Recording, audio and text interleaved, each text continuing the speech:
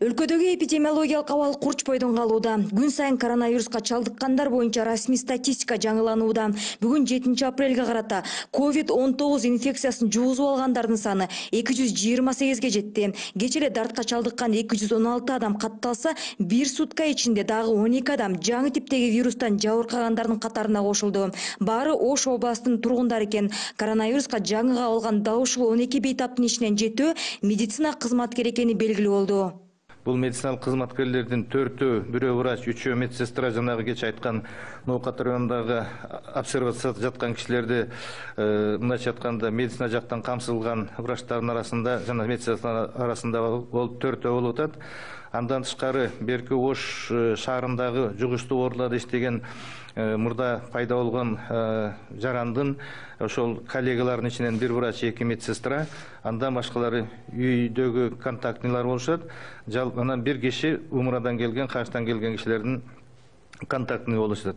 Алардын биринде дагы клиникалык белги жок, бирок ошол вирустун козгогучу аныкталган. Алардын баары бүгүнкү күндө ошо обсервация тургандан кийин бир алып барып туруп инфекционный жугуштуу оорулар больницага жаткырдык. Ошондо бүгүнкү күнгө карата COVID-19 вирусун жуктуруп алган ак халатчандардын жалпы саны 19га жетти. Буга чейин Саламаттыкты сактоо министрлиги бул илдеттен 9 дарыгер жабыркап жатканын кабарлаган. Маалыматтарга караганда алардын 7-өө Жалал Абад областында, 1-өө Бишкекте, дагы 1-өө Ош шаарындагы ооруканаларда эмгектенип келген. Тилекке каршы мен айтышым керек, бүгүнкү 9-уна дагы 2 күндө кошулду. Бүгүн деле айттым, 7 киши кошулуп, жалпы медициналык кызматкерлердин бул коронавируска чалдыкканы 19 болду. Булардын клиникалык симптомдору жок. Мындай айтканда жөн эле мындайча айтканда козгогушуна табылган. Алардын баары бүгүнкү ошол жугуштуу оорулардын бөлүмдөрүнө жайгашып жаткырышты. Антивирустук препараттарды алып атышат. Азырынча коронавирус жуктуруп алган дарыгерлерге мамлекет тарабынан кандай өлчөмдөгү кенемте төлөнөт чечиле элек. Ал эми өлүмү катталса башка өлчөмдөгү компенсация берилет экен. Бул маселени атайын комиссия карап чыккандан кийин гана бир жолку төлөнө турган акчанын суммасы белгилүү болмокчу. Ушул күндөрү өзгөчө абал учурундагы дарыгерлердин макамы тууралуу мыйзам жогорку кеңешке кароого киргизилген турат. Ал эми коронавируска каршы күрөшүү үчүн тартылган бардык медицина кызматкерлерине кошумча акы эртеңден тарта төлөнө баштайт, дейт Саламаттыкты сактоо министри Сабиржан Абдикаримов. Бүгүнкү күндө атайын эсептеп чыгып, бизден өкмөттөн бөлүнгөн акчадан биринчи эмеде жанагы эпидфонддон бөлүнгөн кошумча айлык маянаны бергенбиз, аванс катары. Мына азыр март айындагын беребиз, анан апрель айын эсептеп туруп 132 миллион сом эсептедик. Азыр орточо эсеп менен врачтарга 45 миң, жанагы жугуштуу ооруларда жаткан жерлерге 45 миң врачтарга, 43 миң сестраларга, 41 миң терегинде жанагы эмдеши атканда младший медперсоналдарга.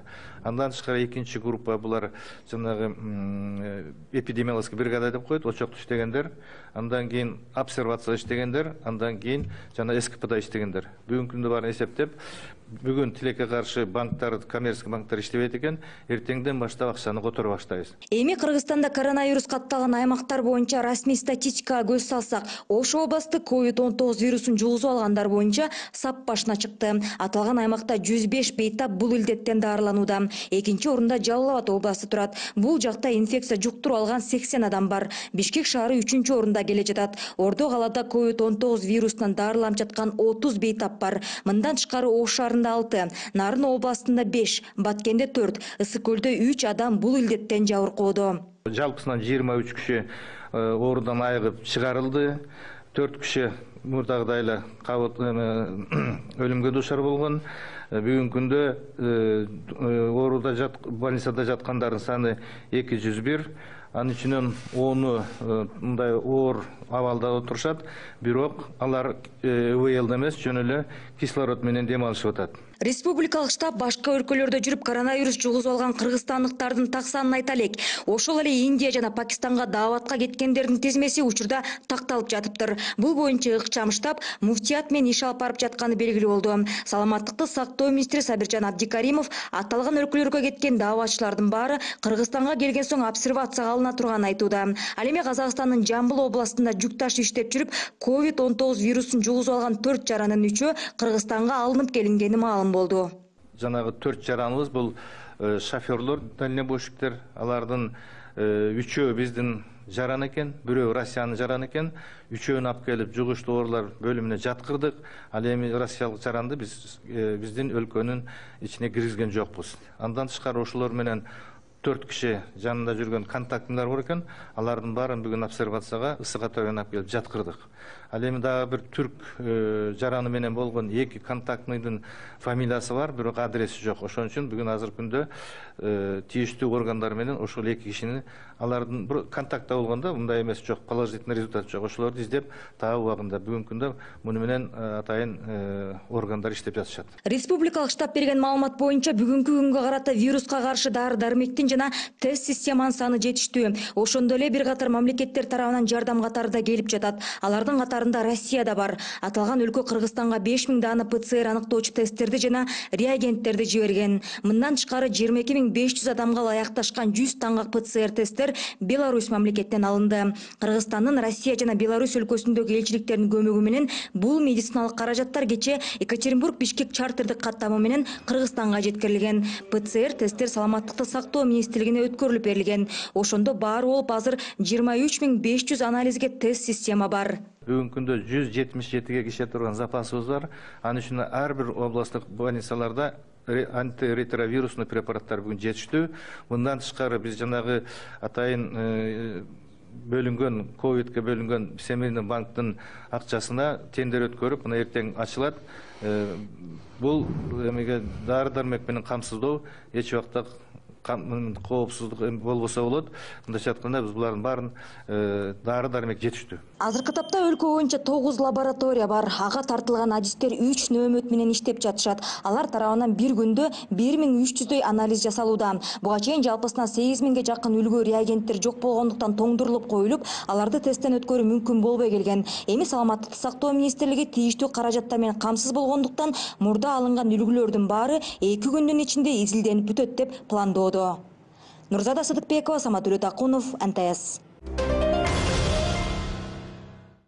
Дүйнөлүк банк Кыргызстанга 21 миллион доллар бермей болду. 12 миллион доллар COVID-19 пандемиясына ыкчам жооп кайтаруу боюнча долбоорду ишке ашырууга которулат. Мындан сырткары Кыргызстандын табигый кырсыктардын тобокелчиликтерине туруктуулугун жогорулатуу аттуу учурдагы долбоорунан 9 миллион доллар бөлүштүрүлөт. 21 миллион доллардын жарымы насыя, калганы грант түрүндө берилүүдө. Кредит 38 жылга 0,75% үстөк менен алынып жатат.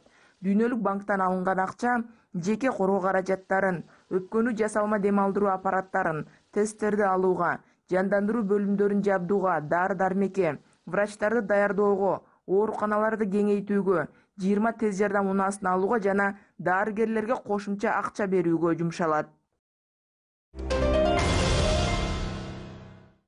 Дүйнө жүзү боюнча коронавируска кабылгандардын саны 1 миллион 350 миңге чукулдады.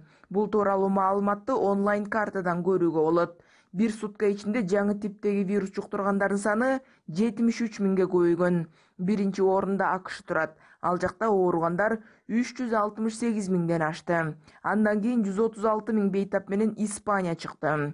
Бүгүнкү күнү 184 өлкөдө коронавируска чалдыккандар катталды. Дүйнөдө айыккандар 277 миңге чукулдады. Ал эми каза тапкандар 74.807 адам. Улуу Британияда болсо премьер-министри Борис Джонсондун абалы начарлап реанимацияга которулганы кабарланды. Ал 27 мартта эле коронавирус жуктуруп алып, үйүндө дарыланып жаткан. Бирок дене табы көтөрүлүп, абалы начарлагандыктан жекшемби күнү кечинде ооруканага жеткирилген. Кечээ кечинде жандандыруу бөлүмүнө которулган. Учурда Британияда премьер-министр Борис Джонсондун милдетин тышкы иштер министри аткарууда.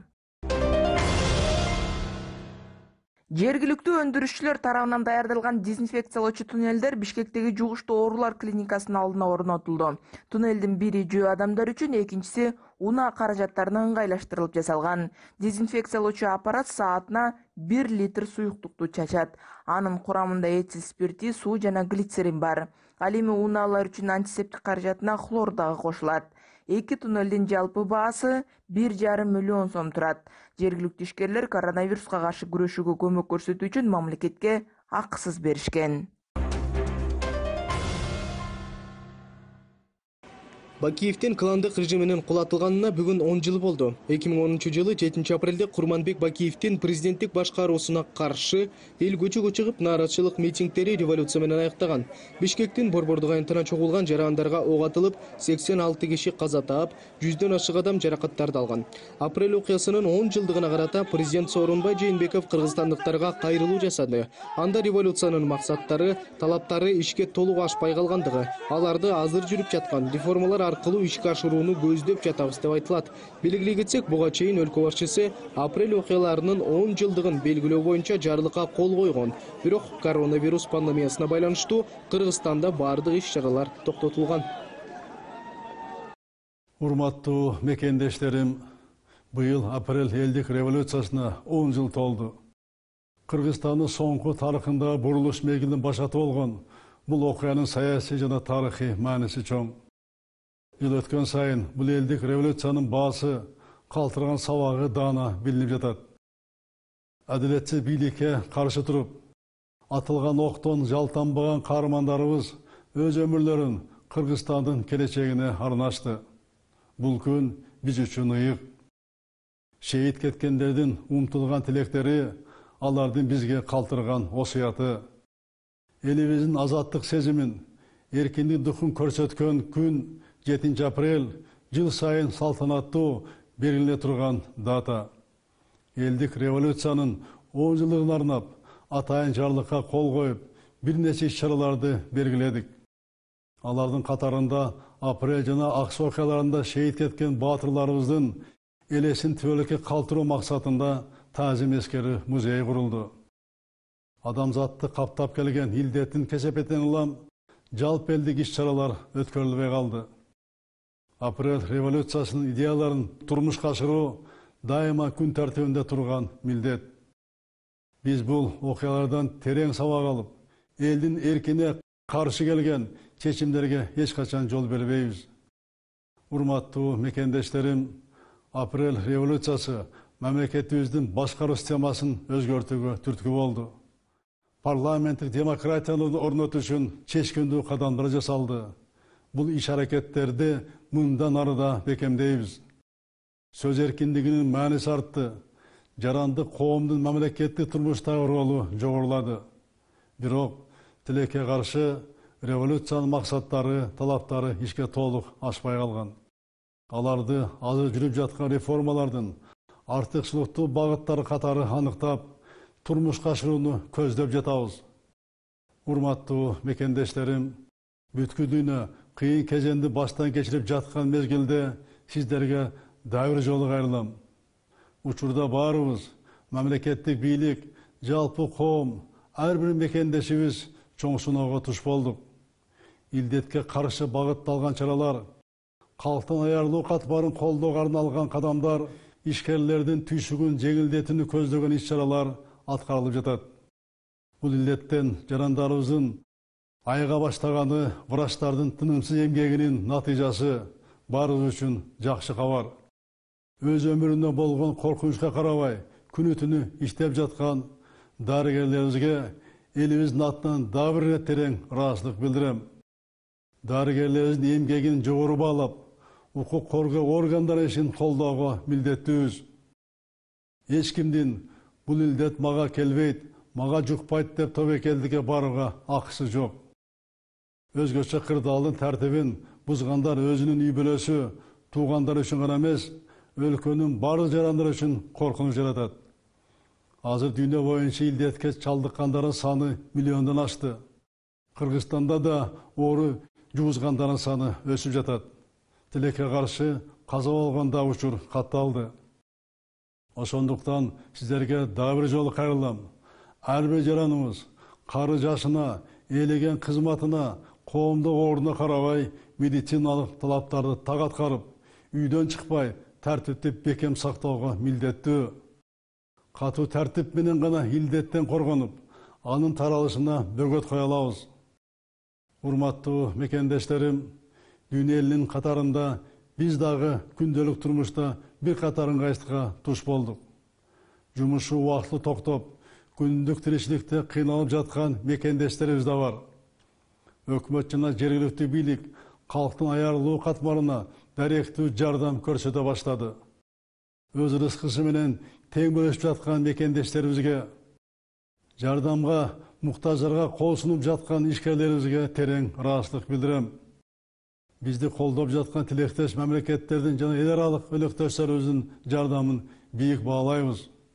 Бул илдет менен күрөштө биз жалгыз эмеспиз. Урматтуу мекендештерим, жаздын бир күнү бир жылга тете дегендей, эртеңки күндү да эстен чыгарбай абзел. Өкмөт жана жергиликтүү бийлик азык-түлүк коопсуздугун камсыз кылууга милдеттүү.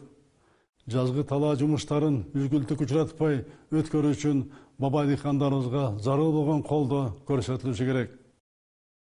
Ардактуу замандаштар, мындан да оор кыйынчылыктарды биримдикте бири-бирибизди колдогон тилектештик менен жеңип келгенбиз. Бул келген сыноодо элибизди чыйралтты, ынтымагын бекемдеди. Буюрса, Кудайдын колдоосу менен азыркы кырдаалдан да чыгабыз. Ар дайым жергебизде тынчтык, элибизде амандык болсун. Жараткан Кудайым өзү сүйүктүү Кыргызстаныбызды колдосун.